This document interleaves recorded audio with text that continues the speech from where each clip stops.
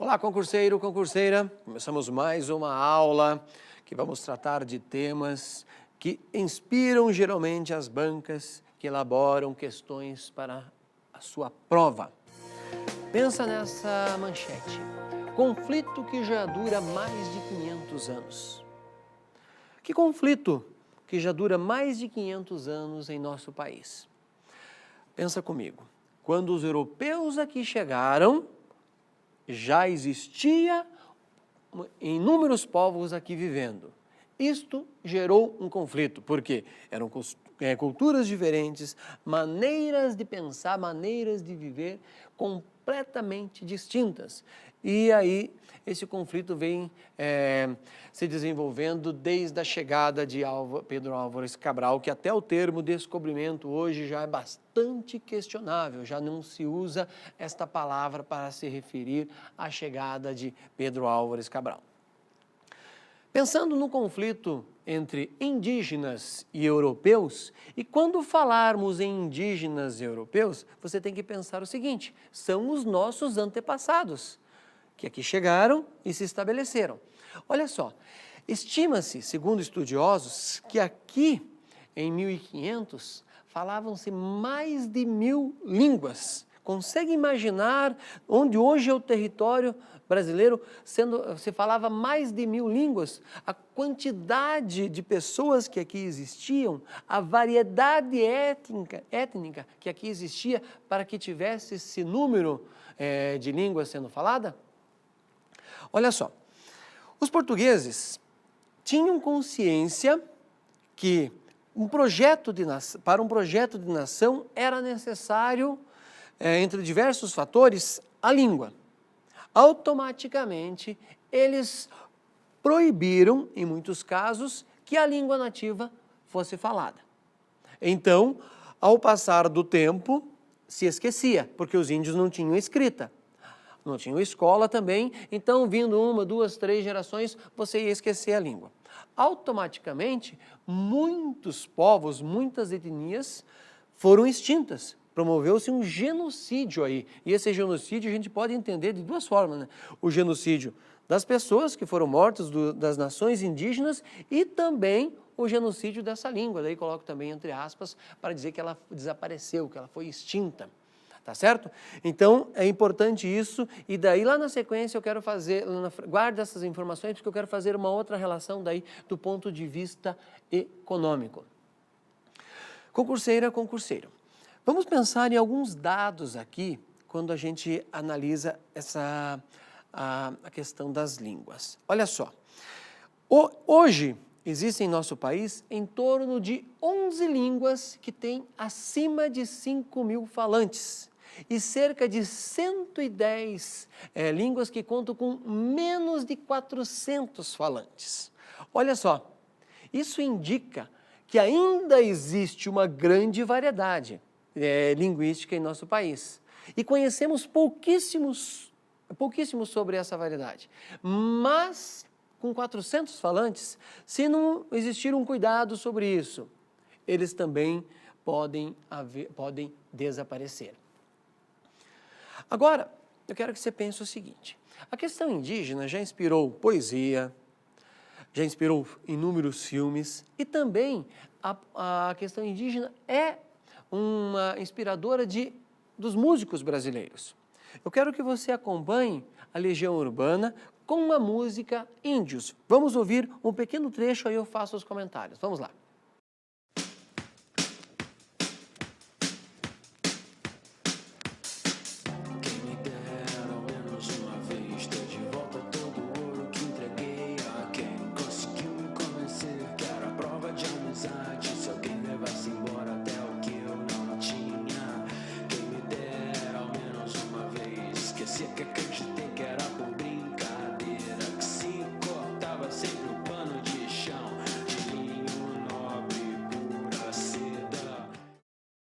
Você já tinha analisado esse trecho que o Renato Russo diz o seguinte: quem me dera, ao menos uma vez, ter de volta todo o ouro que entreguei. Olha só que interessante esse fato, né? Os índios que aqui viviam trabalhavam com ouro mas sem o ponto de vista comercial. Mas os europeus que aqui chegam percebem que existe esse metal e começam a exploração. E até, em muitos casos, provocaram mortes de vários indígenas para que eles forçassem, para que eles entregassem esse ouro, para que os europeus levassem isso para a Europa. Uma história bastante interessante que normalmente as pessoas não conhecem em relação a esse fato e nos dá a dimensão da importância que já tinha o ouro, principalmente porque naquele momento o mundo vivia do ponto de vista econômico metalismo. Guarde isso, pode aparecer em concurso também. Olha só, você já viu falar na rodovia Anhanguera? Então, a Anhanguera foi um bandeirante.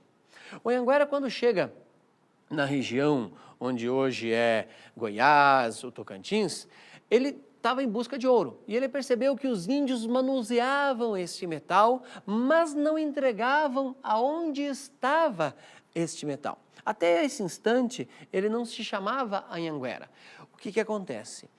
Ele tinha álcool consigo, os índios até então não conheciam álcool, ele pega esse álcool, diz que é água, põe fogo no álcool e ameaça os índios como se fosse um bruxo, dizendo, olha, se vocês não me entregarem onde está o ouro, eu porei fogo em toda a sua água vai ser incendiada, vai desaparecer e vocês vão ficar sem alimentos, sem os peixes e sem sua água. Automaticamente, os índios entregaram o ouro e aí ele ganha o apelido de Anhanguera.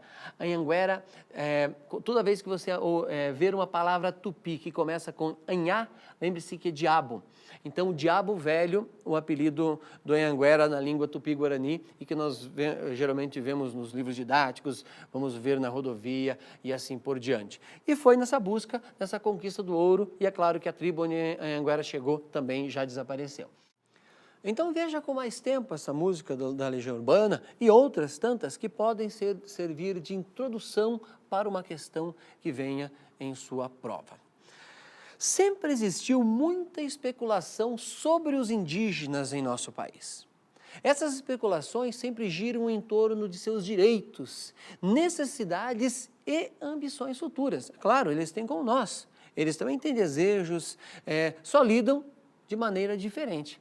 Para entender melhor isso e dar uma luz para que se faça uma análise com base em dados científicos e não mais em achismo, que podem ser aceitos ou refutados, quando é científico a gente pode aceitar ou não, o Datafolha desenvolveu uma pesquisa encomendada pela CNA para entender o que pensam as mais diversas etnias ainda presentes em nosso país, que não foram extintas, é claro.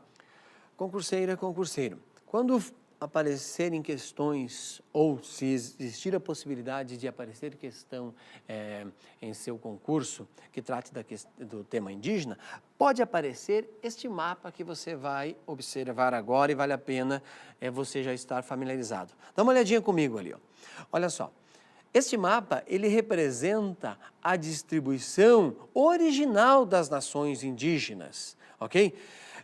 Por exemplo, o povo G, que pegava toda a parte ali do Brasil Central, onde hoje é o Tocantins e próprio Goiás, ou dá uma olhadinha ali no segundo, o Tupi-Guarani, que pega todo o litoral brasileiro, vindo lá da ilha de Marajó, em direção ao sul, pegaria toda a parte do cone sul do nosso país, entre as outras nações. Então, só por isso você já percebe que essas populações indígenas ocupavam de uma maneira ou de outra todo o território. Por quê? Eles têm uma relação diferente com a natureza. Eles não precisam da compra e da venda. É a população, entre aspas, civilizada que impôs isso à população indígena.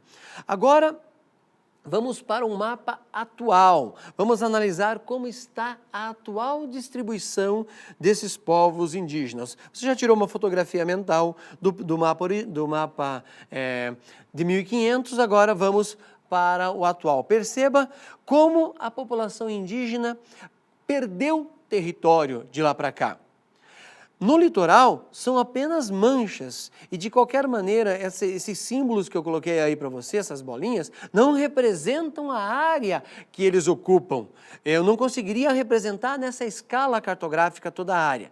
E você nota também que eles se concentram mais na região norte, na porção norte de nosso país. Veja que ali estão as maiores reservas, as maiores áreas que foram separadas para a população indígena. Concurseiro, concurseira, principalmente a partir dos anos 70, ok? A partir dos anos 70, com o governo militar, que aconteceu uma grande migração do Rio Grande do Sul, de Santa Catarina, do Paraná e parte de São Paulo para o centro-oeste. Essas populações indígenas foram cada vez mais perdendo espaço. Você pode aparecer esse texto um termo assim, marcha para o oeste. Da mesma maneira que aconteceu nos Estados Unidos, o Brasil promoveu esta marcha para o oeste, que colaborou e muito no desmatamento principalmente da Amazônia, e hoje está se intensificando na região do Cerrado. No período da ditadura e também nos anos 60 e nos anos 70, não se comentava em preservar o ambiente. Essa palavra não existia, é só você pegar um jornal antigo. E também não se pensava em preservar povos, preservar etnia. Não se comentava, por exemplo, agora eu quero fazer aquela ligação que eu disse para você lá no início, do ponto de vista econômico. Grande parte dos remédios que a indústria farmacêutica usa hoje partiu do conhecimento indígena. Por quê? Esses povos já estavam utilizando aquela raiz, aquela planta, aquele inseto há muito tempo na floresta. Aí vai um bioquímico ali e pergunta para ele, olha, claro, vou dar um exemplo aqui banal. Quando você tem dor de cabeça, o que você faz? Eu masco tal raiz. O bioquímico retira essa raiz da natureza, leva para um laboratório, a partir da análise ele vai procurar qual o princípio ativo que existe nessa raiz que o índio indicou para curar a dor de cabeça. E existem inúmeros remédios que ainda podem ser descobertos a partir desta convivência com a população indígena. Então, preservar esses povos, deixá-los como eles estão, ou deixar que eles sigam os seus destinos como queiram, talvez seja muito mais lucrativo para as empresas do que simplesmente levá-los à extinção. Concurseira, concurseiro, recentemente descobriu-se um filme sobre a maneira que a ditadura militar tratou os povos indígenas. É interessante nós refletirmos sobre isso. Como eu disse, recentemente descobriu esse filme. Então, o que vai se falar, o que vai se escrever ainda em relação a esse filme, pode inspirar a banca ao tratar desse tema. Eu gostaria que você acompanhasse um trechinho. Vamos lá.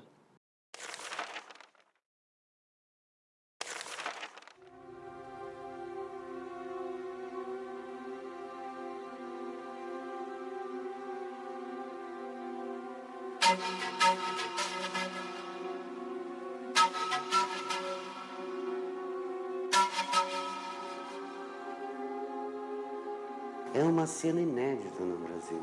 Até hoje, a gente nunca tinha encontrado uma cena de tortura dessa forma, de público.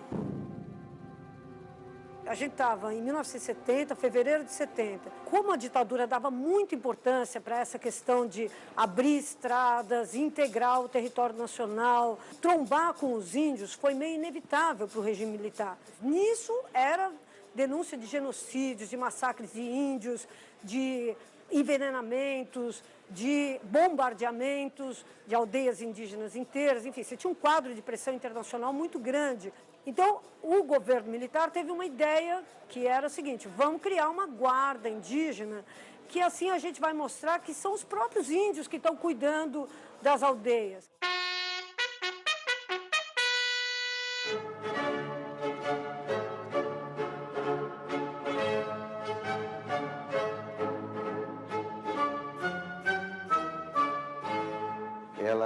passa 3 meses num processo de formação dentro do batalhão escola da Polícia Militar de Minas Gerais.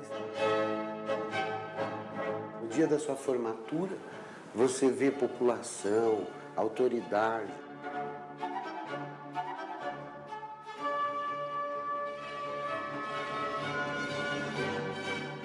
Todo mundo ali assistindo uma pessoa ser desfilada num pau de arara. Essa cena, eu acho que diz muito do processo de institucionalização da tortura no Brasil.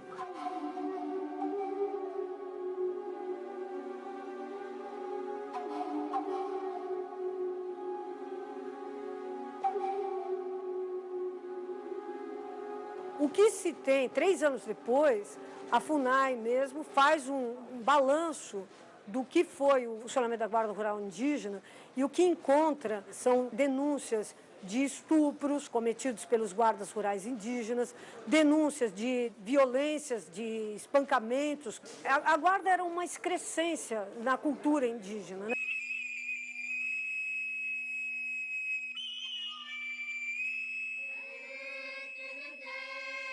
A gente só pôde agora trazer essa cena desse passado de 42 anos atrás, graças a esse documentarista, que é o Gesco von Puttkamer, e o Gesco estava lá, filmando essa cena. Como ele não trabalhava em jornal, ele não recebeu ordem nenhuma de desapareça com essa cena. Ele guardou os rolinhos de filme numa caixinha que ele identificou arara. Então, durante todo esse tempo, todo mundo ficou pensando que a arara, ou eram as araras, ou era um documentário sobre a etnia, sobre o povo arara, que é um outro povo indígena. A única arara que tem no filme é o tal do pau de arara. Ele usou isso para esconder, para ocultar, para camuflar num nome inocente essa cena que durante esse tempo todo ficou escondida.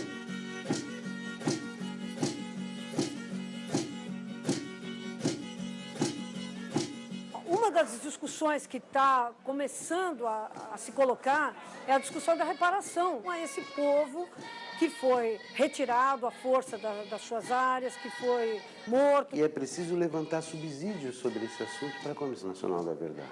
Quer dizer, a Guarda Rural Indígena é um desses que nós temos que apurar.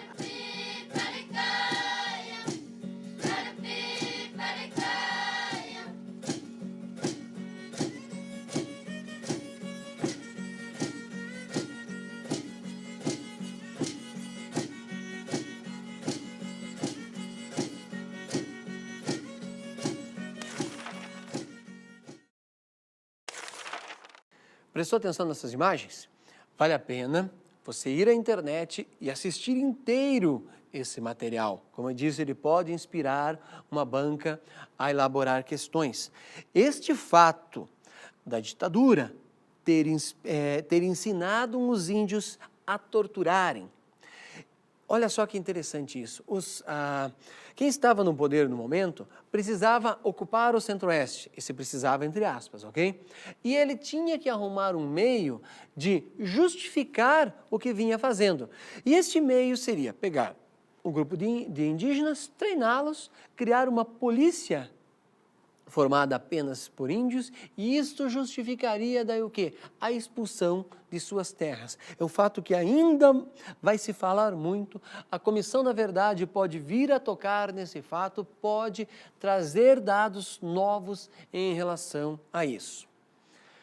Eu quero voltar agora, concurseiro, a concurseira, na pesquisa do Datafolha, só para que nós possamos ver, analisar que os índios têm, como nós, muitas ambições semelhantes, muitos desejos semelhantes. Veja só, 67% dos indígenas, segundo o Datafolha, gostariam de cursar uma faculdade e demonstram preferência pelas seguintes ocupações. Olha que interessante, pelo menos agora nós temos um dado palpável para discutir, para aceitar ou refutar, porque é um dado científico. 19% desejam ser professor, 7% enfermeiro e outros 7% desejam ser médicos. Percebam que os índios sonham, do ponto de vista de profissão, muito semelhantes a nós. Eles têm um desejo, eles querem uma profissão, eles querem se formar em uma universidade.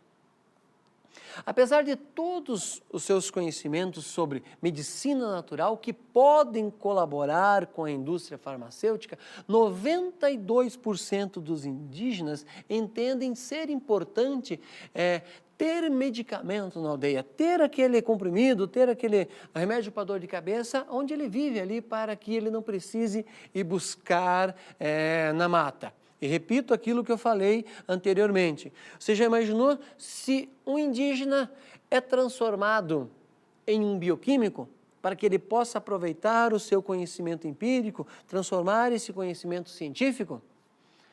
Outro dado, outro número publicado pela Datafolha. 47% dos indígenas entrevistados desejam ter chuveiro com água quente em casa e 80% preferem habitações de alvenaria. Parece algo banal. O sul do Brasil, por exemplo, que tem um período, a nossa estação de inverno é fria, é inimaginável você não ter água quente. E mesmo no restante do Brasil, mesmo que tenha estações com temperaturas maiores, a maior parte das residências tem sim água quente. Olha como parece que é banal isso, mas não é, porque você precisa de encanamento, você precisa de saneamento básico para que ele tenha esta infraestrutura.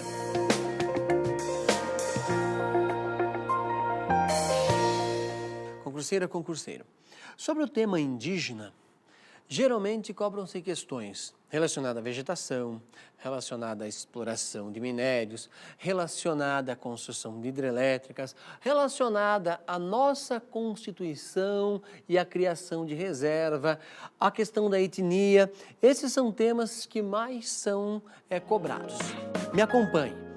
A Constituição Brasileira de 1988, em vigor, considera como bens da União as terras tradicionalmente ocupadas pelos índios, artigo 20, inciso 11.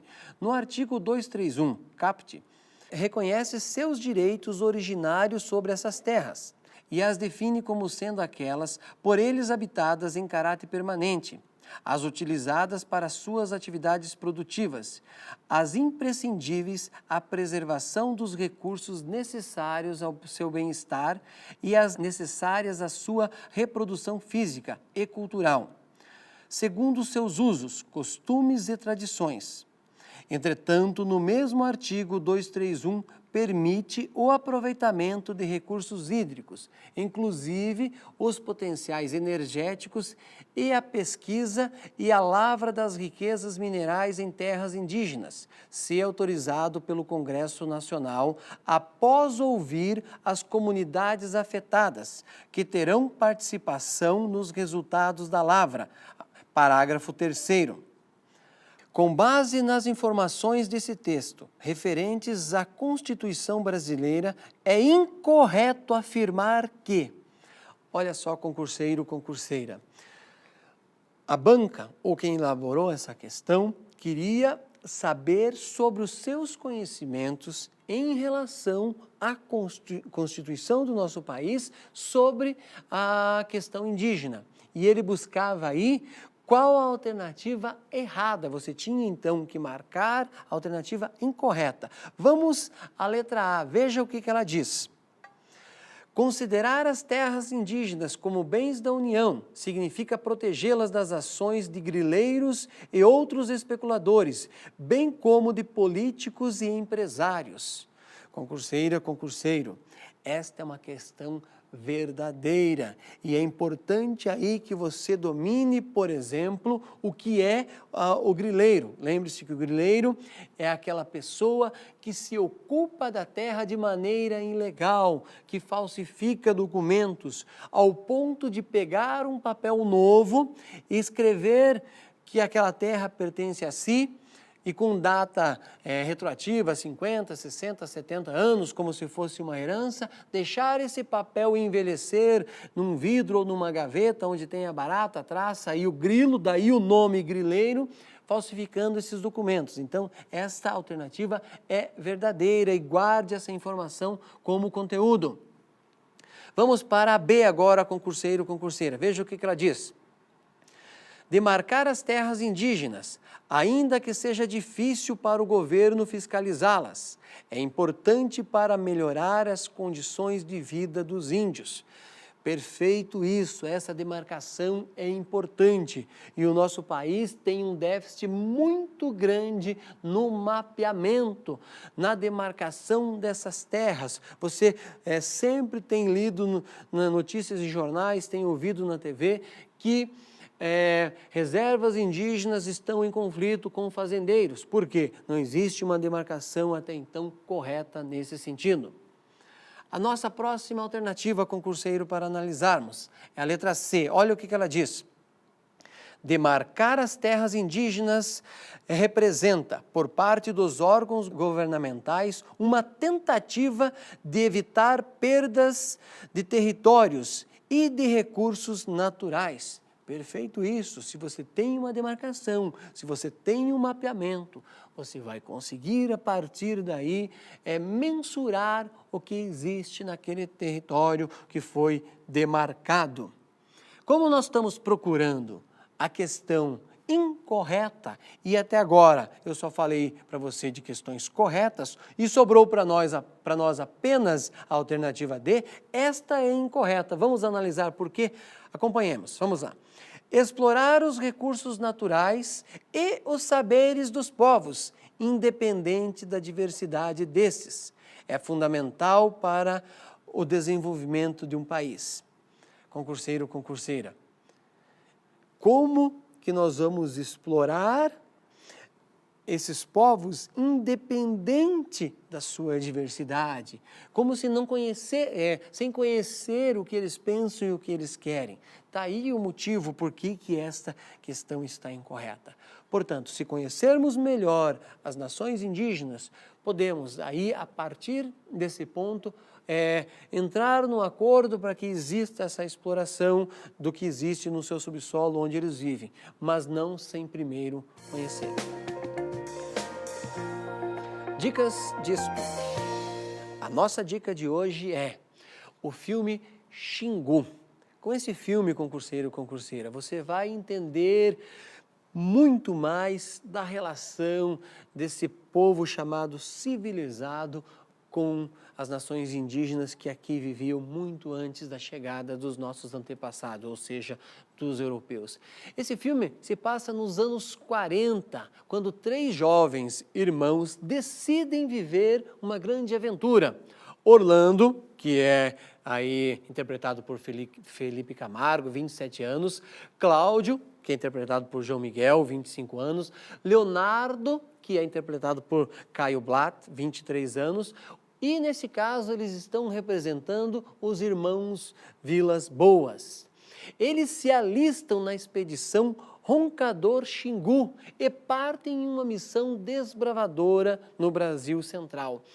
Você vai ver, em alguns momentos vai perceber que o filme se confunde com imagens reais e com o que faz parte da ficção, mas nos dá, através dessas imagens, uma boa visão do que foi essa saga, do que foi esse conhecimento em relação aos povos indígenas e os conflitos que surgiram a partir daí. E assim eu me despeço desejando a você ótimos estudos.